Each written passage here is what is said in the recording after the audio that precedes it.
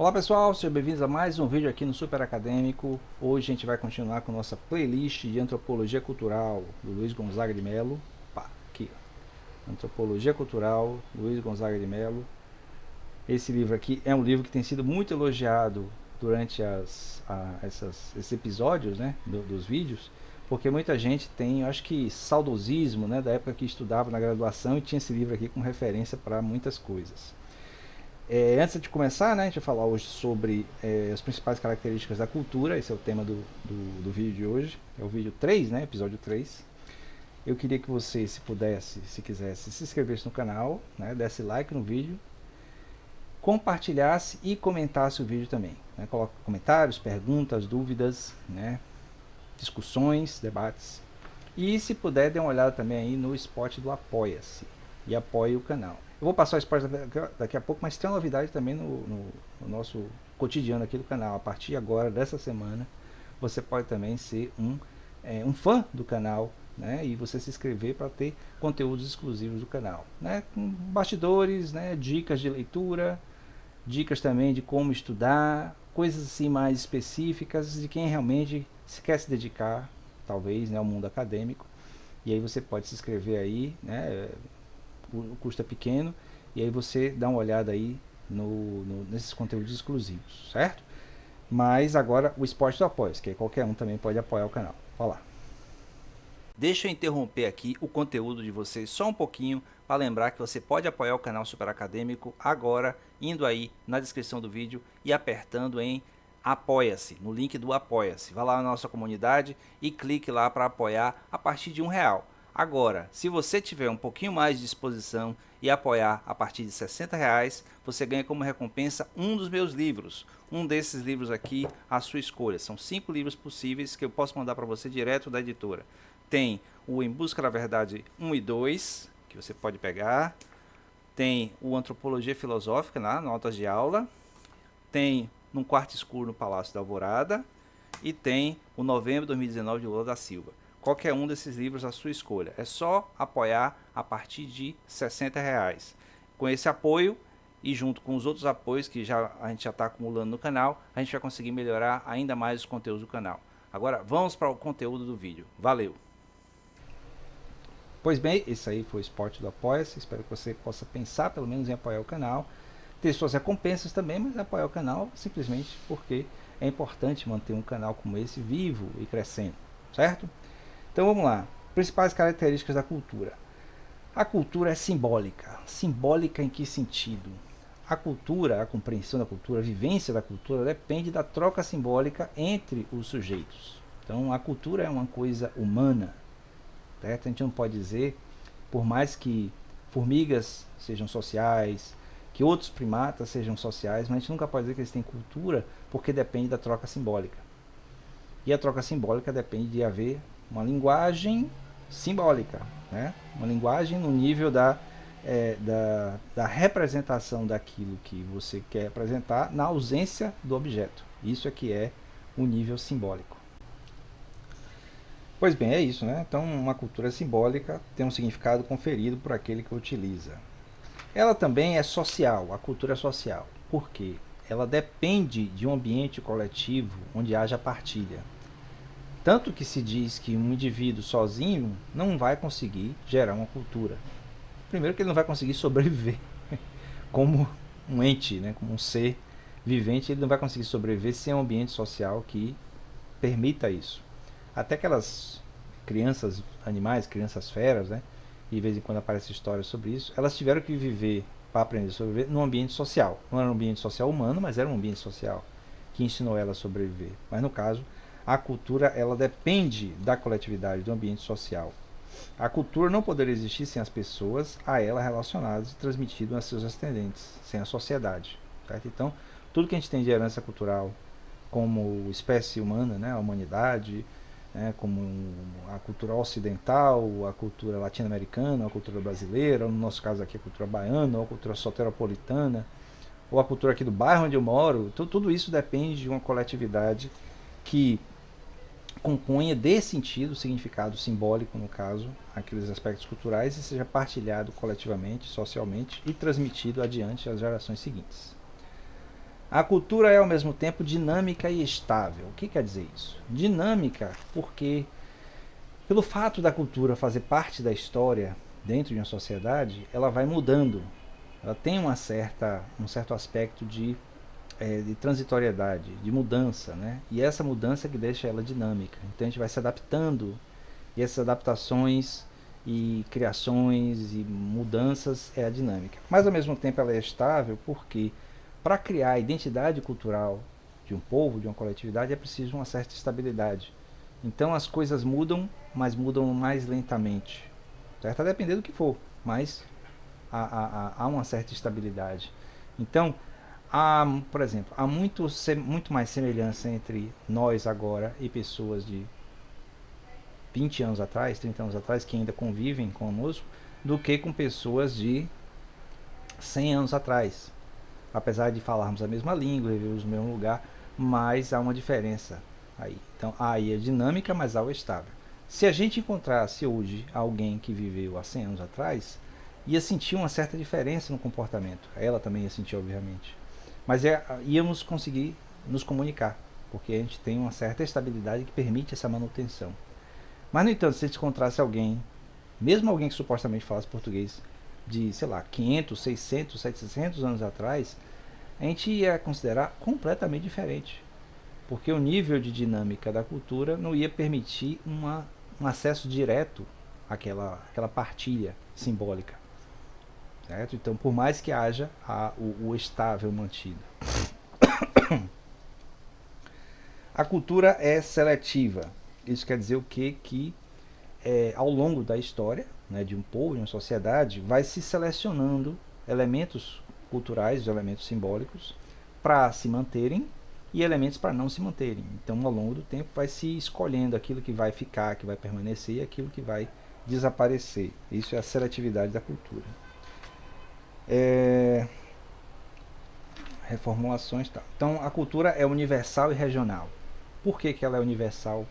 Porque toda sociedade tem cultura. Como eu já falei em algum outro momento, acho que estava falando de música. Não sei se foi nesse canal ou se foi no canal de música. O Fabiano Metal, que, bom, se você quiser, tem aí na descrição do vídeo um link para as minhas músicas, vai para o canal Fabiano Metal, que é um canal de música somente. Mas eu já disse, acho que foi lá, que toda a sociedade humana, não importa o quão diversa seja, tem sempre algum tipo de música e algum tipo de dança. Sempre. Isso é parte da universalidade da cultura. Do mesmo jeito que língua, forma de se alimentar, forma de criar, forma de expressar artisticamente, forma de se vestir, forma de, sei lá, de se enfeitar. Tudo isso representa essa universalidade, mas ao mesmo tempo ela é regional, porque cada povo em sua subdivisão, né, em sua regionalidade, seu território, vai formando modelos culturais, modos culturais diferentes. Então, é universal, por exemplo, na antropologia, admitir que todos os povos têm a instituição do casamento, né, da união entre o masculino e o feminino, o macho e o fêmea, né, para poder haver a continuidade da sociedade. Então, por princípio, haveria esse traço universal. No entanto, regionalmente, né, cada povo, cada região vai expressando esse laço de união de maneiras diferentes. E aí esse laço de união representa, a diferença entre o laço de união representa essa regionalidade, essa possibilidade de diferença no universal. Certo? Então, é por isso que a cultura é universal e regional ao mesmo tempo. Aí depois a cultura é determinante e determinada. Essa determinação, né, nas duas vias, né? Determinante e determinada. Quer dizer que o que existe de coletivo na cultura, né, por exemplo, a língua portuguesa, ela determina que eu, tendo nascido e criado no Brasil, fale português. Isso é determinante. Então ela é determinante disso em mim. Mas ela é determinada porque é a convivência entre as pessoas ao longo do tempo que vai determinando esse traço e a maneira como esse traço vai se moldando. Certo? Então, por mais que a língua portuguesa seja falada por nós brasileiros e seja determinante do nosso aprendizado linguístico e simbólico e tal, a maneira como a gente vê o mundo é através da língua portuguesa. Nós determinamos também a maneira como ela evolui, tanto que a nossa língua portuguesa é bem diferente da língua portuguesa de Portugal, né, dos outros países que falam português, no continente africano, na Ásia. Essas diferenças demonstram que nós somos capazes de determinar ela também, né, de impor a ela, ao traço cultural que é determinante, algo também. Então ela é determinante e determinada ao mesmo tempo por isso. Certo? E, bom, aí por aí vai. Então uma coisa mais simples pode ser a questão da vestimenta. Então é determinante em nossa cultura que nós nos vestamos, né? Nós temos que estar vestidos no ambiente social. Mas, no entanto, a gente determina a maneira como a gente se veste. E aí essa maneira como se veste, ela vai, de certo modo, interferindo na maneira como a própria cultura da roupa, né, da moda, vai evoluindo, vai mudando, vai se alterando com o tempo. Então, isso é o traço determinante e determinado da cultura. Lembrem de comentar aí se vocês estão entendendo essas definições e se tem alguma dúvida. Bom, deixa eu ver. Aqui ele termina com essas características e vai para o traço da cultura e civilização.